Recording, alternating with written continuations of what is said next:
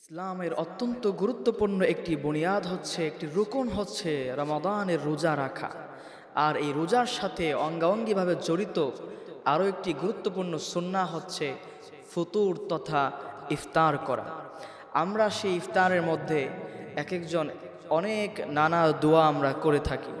কোরআন ও সুন্নাহর সমস্ত দোয়াগুলো করতে কোনো বাধা নেই, নিষেধ নেই, কিন্তু ইফতার করার সময় সুনির্দিষ্টভাবে কোন দোয়াটি আমরা করব অনেকেই আমরা সেটা জানি না। আবার অনেকেই একটি প্রচলিত দোয়া রয়েছে, সেই দোয়াটি আমরা অনেকেই করি। সেটা হচ্ছে আল্লাহুম্মা লাকা সুমতু ওয়া আলা রিজকিকা আফতারতু। এই দোয়াটি আমরা অনেকেই করে থাকি, কিন্তু এই দোয়াটির বাস্তবতা হচ্ছে সনদ নিয়ে এটার একটা কথা রয়েছে এবং এর অনেকগুলো দুর্বলতার বিষয় রয়েছে।